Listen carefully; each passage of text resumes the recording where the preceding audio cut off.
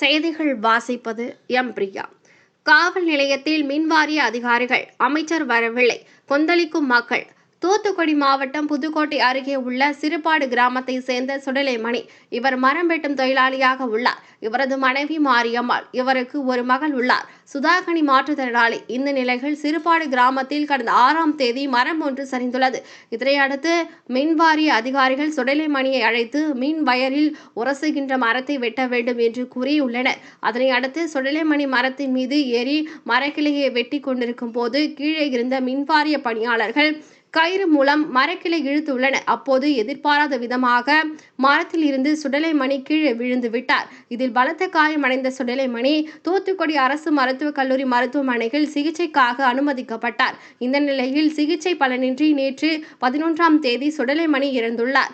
அதன் அடிப்படையில் புதுக்கோட்டை காவல் நிலையத்தில் சுடலைமணி மனைவி மாரியம்மாள் புகார் அளித்துள்ளார். புகாரில், எனது கணவரை மின்சார வாரியத்தில் வயர்மேனாக வேலை பார்க்கும் மைக்கேல் என்பவர் எனது கணவரின் ஈபி கம்பத்தில் மரக்கிளை உரசுவதால் கரண்ட் அடிக்கடி கட்டாகி விடுவதாகவும், அதனால் அந்த மரக்கிளையை வெட்ட வேண்டும் என்று கூறி எனது கணவரை அழைத்து சென்றனர். 6ஆம் தேதி மாலை 5 மணி அளவில் அலறல் சத்தம் கேட்டு வீட்டை விட்டு வெளியே சென்று பார்த்தபோது எனது கணவர் மரத்திலிருந்து கீழே விழுந்து கிடந்தார். ரத்தம் வந்த நிலையில் சுயநினைவு இல்லாமல் இருந்தார்.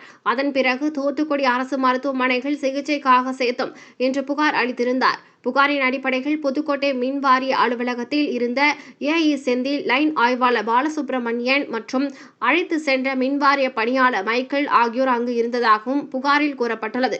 அதன் அடிப்படையில் புதுக்கோட்டை காவல் நிலையத்தில் வழக்கு பதிவு செய்யப்பட்டுள்ளது. இந்த நிலையில் சுடலைமணி மரணத்தை அடுத்து மின்வாரிய அதிகாரிகள் 3 பேர் புதுக்கோட்டை காவல் நிலையத்தில் காவல்துறையினர் விசாரணைக்கு அழைத்துள்ளனர். 3 மின்வாரிய அதிகாரிகளும் புதுக்கோட்டை காவல் நிலையத்தில் உள்ளனர்.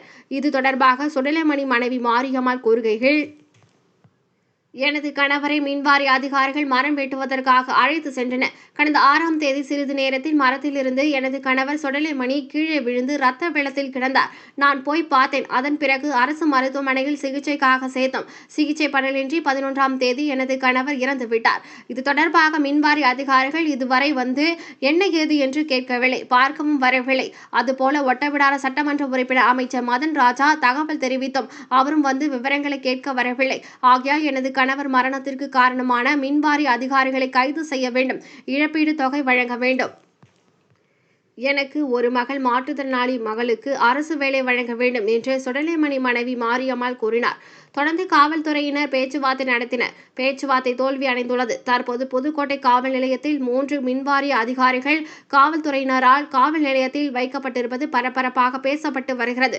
மேலும் அமைச்சர் மதன் ராஜா தன்னுடைய தொகுதி உள்ள பகுதியான சிறுபாடு கிராமத்தில் இப்படி ஒரு நிகழ்வு நடந்ததை கண்டு கொள்ளாமல் இருப்பதும் அப்பகுதி மக்கள் மத்தியில் பரபரப்பாக பேசப்பட்டு பதற்றமான சூழ்நிலை நிலவி வருகிறது.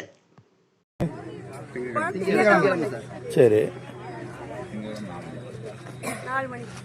சரி, இப்போ ஆஸ்பத்திரியில் கொண்டு சேர்த்தாங்களா? யார் சேர்த்து? எனக்கு ஃபோன் போட்டாங்க. ஃபோன் போய் எங்கள் வீட்டில் சொந்தக்காரங்க தூக்கிட்டு போய் ஃபோன் போட்டாங்க. ஃபோன் போட்டு வரைக்கும் அவங்க சேர்க்கறது வரைக்கும் அவங்க யாருமே வந்து இன்னும் வரைக்கும் பார்க்க, நேற்று வரைக்கும் பார்க்க வரல அவங்க. சரி, அதுக்கு எனக்கு ஏதாட்டும் ஒரு முடிவு பண்ணி எனக்கு நல்லது, எதாவது நம்ம மாட்டுத்தினால பிள்ளைய வச்சிருக்கேன், அதுக்கு ஏதாட்டும் எனக்கு ஒரு உதவி, கவர்மெண்ட் உதவி சொல்ல செய்யுது. இந்த ஈபிலேருந்து யாரும் பார்க்க வரல, ஒன்றும் செய்யலை. உங்கள் கோரிக்கை என்ன வச்சிருக்கீங்க?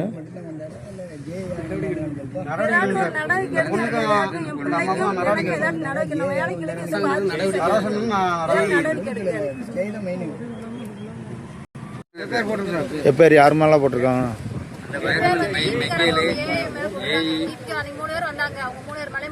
எப்பேர் காப்பி உங்களுக்கு கொடுத்துருக்காங்களா? காப்பி இருக்கு.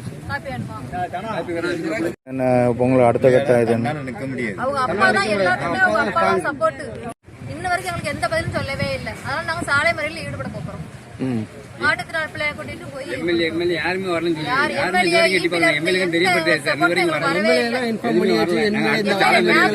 5 மணி ஆயிட்டு, நேற்றுக்கு 3 மணிக்கு இறந்தாங்க. இன்ன வரைக்கும் எம்எல்ஏ வந்து பார்க்க வரவே இல்லை. வாரம் வாரம் சொல்றாங்க, ஆனா இன்னும் வர மாட்டாங்க. இந்த மாட்டுத்திறனாளி பிள்ளை அவங்க அப்பா நம்பிதான் இருந்துச்சு. இப்ப அவங்க அப்பா இல்ல, கூட்டிட்டு போய் கொண்டு வந்துட்டாங்க. இந்த பிள்ளை யாரும் போலீஸ் வந்து பேச்சுவார்த்தையில என்ன சொன்னாங்க?